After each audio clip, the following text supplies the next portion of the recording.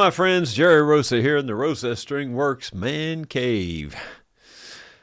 Well, there's a lot going on. The temperature is better.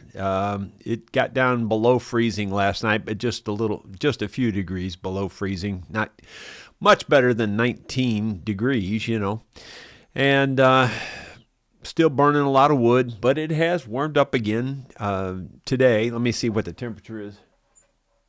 It's up to 58 again, so now it's really warmed up again since I came in. Got some progress on the gas pump, and another situation came up. I'll explain that here in a minute. But first, did you see Itchy Boots' video today? She's riding out in the middle of just nowhere. I mean, it's like just deserts and mountains, or like plateaus or mesas or whatever you want to call those things, where the wind-blown rocks, squared off on the top. Anyway, she's out in the middle of nowhere. And then she comes along and you see this great big sign that looks kind of like the Hollywood sign out in Hollywood, except that it's written in Chinese. It's just a great big sign just in the middle of nowhere. You wonder, what the heck is that for? And then she keeps going quite a ways. And then she comes to this giant building, and it looks kind of like a prison out in the middle of nowhere. There's nothing else around, and it's her hotel for the night. It's bizarre. It's really bizarre. And when she gets inside, it's real modern, and there's people everywhere. Except when she turned on the tap, the water came out. Well, it looked kind of like urine coming out of the faucet. It looked terrible. Really yellow looking, or I guess it was yellow. It was different color. It wasn't clear, let's put it that way. I don't know. She does some interesting things, but I don't know if I could. Comes to the food thing, it would drive me crazy. And then she was trying to read the menu, and Bing was giving her some lessons in Chinese, and he said you'd only have to learn like 3,000 more symbols to be able to speak Mandarin Chinese. It's like 3,000 symbols. And most of the symbols are so similar looking, I don't know how you'd ever keep them all straight. It's bizarre, absolutely bizarre. It reminds me of that movie. I still get a chuckle out of that old Western movie, and I don't remember which movie it was. I don't remember if it was Jeremiah Johnson or if it was another similar type movie, with the trappers and mountain men and stuff. I can't remember. But anyway, the guy has his squaw, and he's teaching her English, and she finally learns English, and he says, now, ain't that a lot better than all that gibberish? It cracks me up because, he's just like, their language don't count. It's just gibberish. But it's kind of the same way with the Chinese language, though. You look at that language and you think, holy mackerel, wasn't there a little easier way to do it than all that gibberish? Crazy. Well, anyway, here is my video for today. Watch out, because there's a little twist coming. Here's yet another part that has been cleaned, and I'm going to go ahead and prime it.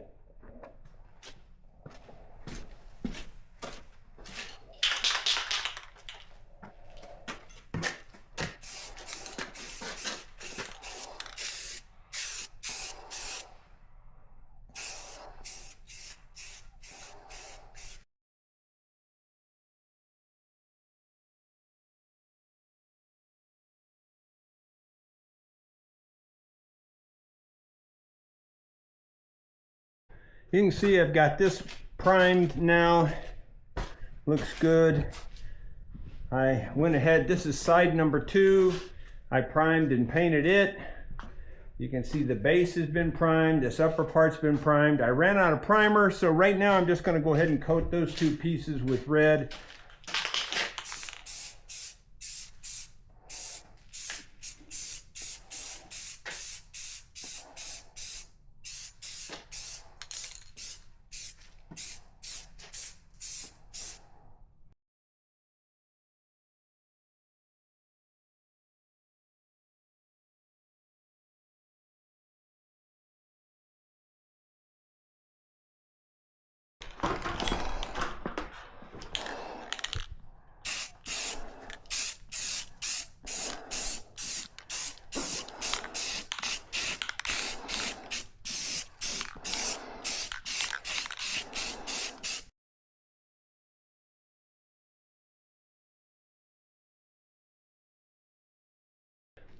these miscellaneous pieces, I imagine all those will be red too, or primed at least.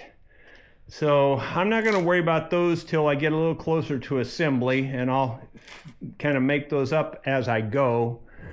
But anyway, we're up in pretty good shape. I would say we have 80% of what needs to be painted, but you know how that is. That last 20% is what always eats up the time. So we'll see how it goes. My friends, I took the nuts off here. I haven't cleaned the bolts yet. I did sweep all this off. I got rid of those old pipes that were down in there that would hook up to the tank. I cleaned the nuts and double checked the threads on the nuts. So I was getting ready to put the base on there. So let me show you what the base looks like. So I got the base here. It's painted up down here and painted up here. I was just going to go ahead and set this in place and get it out of my way in the shop here for one thing, but that'll, you know, it's ready to go. It's been primed and painted, so it's all ready to go. These internal pipes will never be seen, and I don't even think they need to be primed. I was thinking about priming them, but I don't know if I'm going to do that or not. And so anyway, I was in the middle of that, and then this showed up. There is a pump. That's a water pump. Here is a transformer. Here is a thermostat. Here is a relay. And my goal is to hook all this up for my son, JR, who is trying to set this up to heat his new house he's building. And there you go. I'm involved. This is going to take some time. I've simulated the power with this, and I've got the transformer hooked up to the power. Of course, I'm not going to be plugging this in right away or anything, you understand. I've asked Grok for the instructions, and the instructions are super detailed. So I'm just going to go through those instructions and see if it makes sense to me. And if I get all that hooked up, I'll show you what that looks like. Well, my friends, based on my understanding, here's how I have it wired. This black wire coming out of the pump goes to this side of the relay. The white wire goes to the white wire on the plug-in and to the white wire on the transformer. This black wire out of the transformer goes in directly into the plug. These other wires, one goes into the two of them go into the common, one goes into the W, which is what calls for heat apparently. And then I've got this other side of the transformer going, one of them going to common and one of them going to the RH, which is also the heat side of the circuit. As far as I can tell, that's wired correctly, but man, it is complicated. These extra two wires are not used. It makes sense in a way, but I'm afraid to plug the sucker in. I just don't know what to do or what's going to happen. I don't want to fry something, but it looks like it makes sense. I don't see anything that looks really stupid. I mean, I've gone through it 3 or 4 times, and I'm doing it based on Grok. You know, Grok told me all the connections to make. And unfortunately, you have to interpret some of the connections, you know, like it'll say to the common or to the, you know, to the open on the switch. Well, the only way I could figure out what the open was is that on that little symbol there's a little open, you know, it's not connected. So I figured that's the open. I don't know, you know, I'm guessing. So I'm about ready to plug it in and see what happens, see if it starts smoking, and I hate it if it does. Well, I didn't show it, but I plugged it in and we heard a slight click out of the thermostat. It was already set for heat, and it should have called for the pump to kick on, but nothing happened, nothing at all. We just heard one little tiny click out of this, and that was it. So obviously it's not getting power to the pump somehow, and it could be the way I have this set up here. This was the thing. This was the only thing I really had to guess on, as far as, you know, the directions. So I'm gonna have to study this and see if I can figure out something. Well, I haven't had any absolute success yet. The problem that I can see is that the wires coming out of the thermostat are not energized enough to make this relay do anything. I think we basically understand it. It's just that I'm not understanding why I'm not getting the voltage out of this thermostat to here to make the relay work. I think the rest of it's pretty much right. So it's time for me to get ready for my vlog. So I'm just going to contemplate. Maybe if somebody watching the vlog has a real good idea what the problem is. But basically the way I see it, and based on my test, there's no voltage coming out of here. However, when this thing calls for heat, if you just put continuity on here, the continuity does happen. In other words, between these two wires, there is continuity when this thing calls for heat, but I don't see any voltage, any appreciable voltage. There needs to be like 24 volts to make this switch click. Then that would turn this motor on, but it's not turning it on because we're not getting this switch to click. So if you know what the problem is, now's the time to give it some space. Let me know. Well, now that was about an hour ago or so, and so I've been thinking about that, and thinking that I just need to study that thermostat better. It's not sending the power out of the thermostat, and I don't know. It's not passing through. There should be some kind of a pass through for that, and that seems to be the problem. Or at least that's what I think the problem is. You know, overall, I mean, that's a really complicated mess to try to wire up in one way, but in another way, it's all very simple. I mean, the thermostat just does what a thermostat does. You know, the temperature gets to a certain point and it says, okay, we need some heat, you know. And so that's all the thermostat does. Well, the transformer just changes it from 110 to 24 volts. That's all it does. The relay is just an electric switch. In other words, it's like flipping a switch, except that it's done with electric. You know, the 24 volts comes in there. When it comes in, it just flips the switch, and then that turns the power on to the pump. So it's not crazy complicated. Oh, I know what it is. It's simple, but it's complicated. That's what it is. It really is. It's simple, but it's complicated. So that pretty much sums up my whole life. It's simple, but it's complicated. Well, let's go to the comments and see what's going on.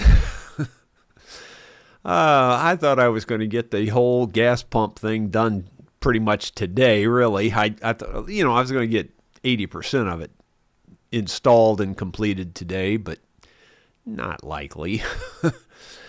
Just never quits.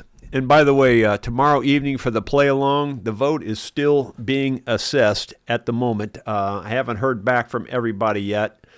Beverly said she's okay with playing with just the two mics, but I haven't heard back from Gary or Don or, you know, I guess that's be all of us because I think Leon's still in Arizona, I think. So he won't be here, I don't think. Let's see. Eddie Turner says, good afternoon. Joe Cool says, make the most of your afternoon and finish the day strong. Boy, I wish I could do that. That's my goal right there, Joe. I don't know if that's going to happen with the way things happen around here. Ronald Todd, good afternoon. And everyone from the West Banks of New Jersey. Dottie's there and says hello. And she's praying for us. Thank you, Dottie. And she says, hit the like button. So please do that. That does help me. Don Matthews says, 17 inches of snow 2 weeks ago, 15 inches Monday, 2 inches today, and more tomorrow. The piles are getting too tall to toss the new snow over. Wow. You know, I mentioned a couple of months back that I watched this guy in Sweden, I think it is, that he works at an airport. You hardly ever see him working at the airport on his videos, although he does, and he does every job at the airport. But he also has his own shop, and he does a lot of stuff, you know, on the side. And this morning he was out there. When we think of cleaning the snow off of our cars, most of the time we just have a brush and a little scraper or something when we're cleaning the snow off. He had a snow shovel cleaning the snow off his truck. And I mean, literally, he was shoveling it off. Even on the top of his truck, he was using a snow shovel to get the snow off the cab. It was like, 3 foot deep. And makes you kind of appreciate the where you are. I can't imagine having to live like that and then he just starting his truck. He ended up getting 2 different batteries, putting them together, and then he finally, I think he actually had to jump it, and he had to get not only he had a block heater, and he also had to have a blast, one of those portable diesel heaters, that blows out. And he had all that hooked up just to start his truck. I mean, it was a mess. I'm thinking, and I think he said it was minus 24 Celsius. So that's cold. Anyway, actually, I think it was colder than that. But let's see. Bill Webb says, good afternoon, Jerry and friends. Dottie says, she's talking to Donald. Let's see. Bill Rhodes says, hello, Jerry. How are you doing? Well, I'm doing pretty good. Hope you're doing well. And let's see, moving on down.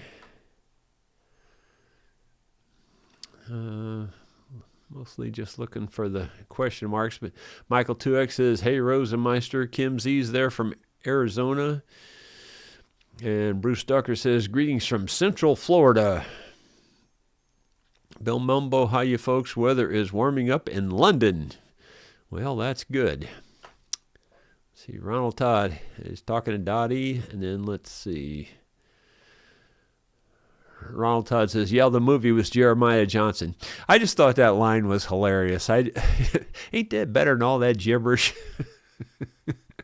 It just totally discounts her whole language. It just like that, that's just gibberish. Anyway, but if I think part of what makes that funny to me is I think I grew up around people like that my whole life, that they just have their thing and everything else is just gibberish, really. I mean, my dad was like that, all the old hillbillies from the Ozark Mountains that, I grew up around, they were all pretty much like that, Everything on the outside didn't matter to them. It's just what they have, That was what was important, what they know and what they have. And that's the way that guy came across in the movie. Like, I'm tired of you talking all that gibberish. Learn some English. Let's see. Rod Wintler, what gives with YouTube? I was the 3rd comment today, and it went away. Well, I don't know. Empress Jones says, hey, Jerry, really like the gas pump restoration. I live 30 miles east of Beauhorn. I'm 81 and years old. And he says Jeremiah Johnson also. Well, that's the one I thought it was, but there's 2 or 3 other movies similar to that I can't remember the names of those movies, though. Always look forward to your videos. Well, thank you. Let's see. Todd talking to Dottie some more about a dinosaur lamp he's making. That sounds kind of cool. Bill Mumbo, nice mask and impressive Darth Vader impression. Well, if you remember how I've told you I'm a genetic defect. Well, I have lungs that are gigantic compared to average lungs. I don't know why, I just do. It's not like something I worked on to make that happen. It's just the way the cards were flipped, So whenever I have to breathe through something like that, it does sound like Darth Vader. And that's just my normal breathing. I'm not out of breath. It probably sounded like it, but I think that's one of the reasons I can't stand wearing masks and things like that, because when I take a breath in, it's a big breath. It just is the way it is. And in case you haven't heard about how I learned I had these giant lungs, the biology teacher was doing that test in the class, and he had this rig set up where you displace water by, you take a deep breath and then you blow out and see how much water you can displace. Well, the average kid was displacing about a bowl of water and maybe a bowl and a half. And then the big football guys get up there and they do like 2 whole bowls, and they thought they were something. And I was one of the last ones to do it because, I don't know, I'm just that way. I just sit back and kind of watch what's going on. So I get up there and I do 4 bowls of water. And they were just like impressed. And I didn't know I had lungs that big. I had no idea, But it's just the way it is. That's why I think I could climb Everest without oxygen. Because when we were out in the mountains where everybody else was out of breath, I didn't have any problem at all. But when I breathe in, I suck in some air. And I really do think that's part of the reason I can't stand wearing masks like that. You're sucking so much air in and out, Let's see. Ronald Todd, he's talking about all wood on his lamp except for the dinosaur, which is plastic, which sits in a mount that also lights up and changes colors. He's 7 years old. Well, that's cool. He's going to love that. Let's see. Chip Wood, very appropriate restoration for the 100-year anniversary of Route 66. Great job. Well, good.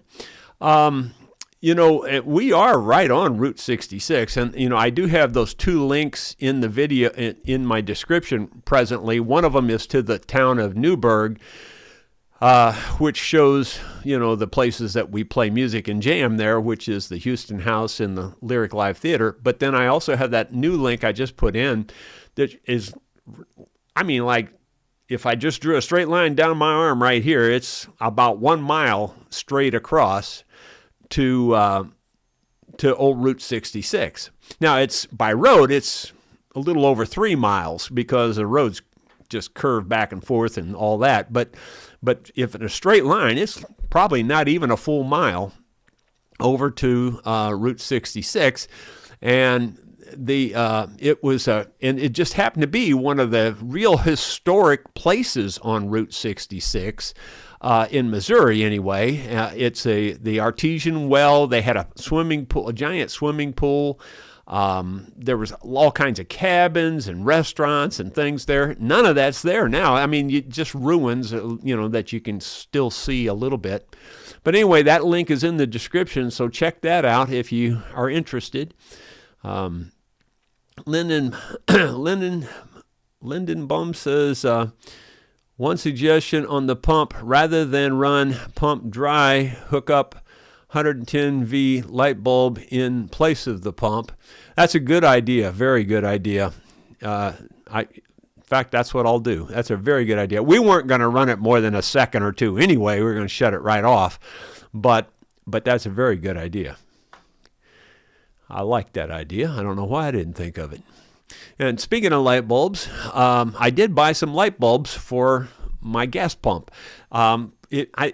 You would have had to been really looking close to see it, but in the video there I said all that stuff that's laying on the ground. One of them was a long electrical conduit, and it went up to a kind of like a Y, and it has 2 light bulbs that are going to illuminate the top of the gas pump. Well, while I was at the store yesterday buying more paint, I went through the lighting section of Menards and was looking for some kind of, period looking light bulbs that would look cool in there. Well, I found 2 what I would call Edison light bulbs. That's what they look like, the old Edison looking light bulbs. But they're LED, of course, now, and they also are motion lights. And I thought, well, that'd be perfect. You walk up to the pump in the dark, and the lights will turn on, and they're the old-looking Edison lights. So anyway, that's what I did. I bought those. I'm going to hook all that up, too. Of course, I'll have to run electric over there. That's just one more little minor detail. Simple but complicated. Let's see.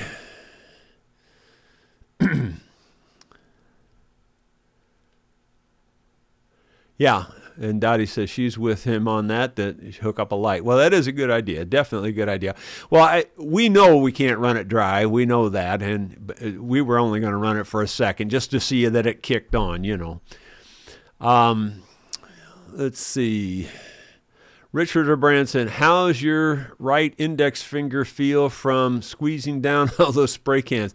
Yeah, it's... I know they make the handle deal for those cans and stuff, but originally I was just going to buy the quart spray cans and use my sprayer and all that to do it, but I decided this is so much easier, and really it's even cheaper. I don't know if it's that much cheaper, a little bit cheaper probably, but it's so much easier, so much less hassle, and for my purposes, it's perfect. Let's see. Moving on down, Michael 2X, whoops, now I think I lost my place. The retirement song is awesome. Well, thank you. I'm not sure which one you're talking about, though. I guess you're talking about the I Changed My Whole Life, No More Corporate Strife, that one, which is, I don't own it, I just rent it from God. That's what it's called. Dottie Hildebrandt, my artesian well is cold. I don't think you could swim in it.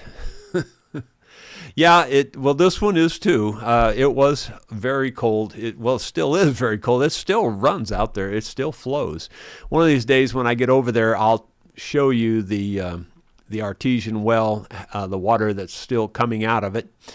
And I'll show you, I'm going to take my metal detector over there on a good warm sunny day and see if I can find anything over there. I don't know.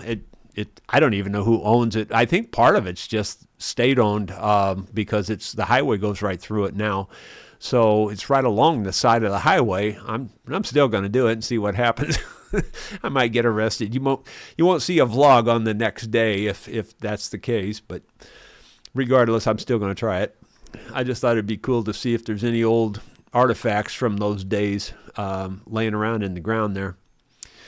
But anyway, that's about all I have for today. I guess I'm going to run back down there to the shop and try to hook up the rest of that. And I am definitely going to put a light bulb there. I think that's a real good idea. I don't, it's the old thing when you're up to your neck in alligators, you forget that you're supposed to drain the swamp, and it's kind of like that. I got a one-track mind. I'm just trying to do the one thing, But anyway, thanks for being here. We will see you tomorrow with something else, and hopefully by tomorrow I'll let you know if we're going to have a show with the band tomorrow evening. Y'all take care.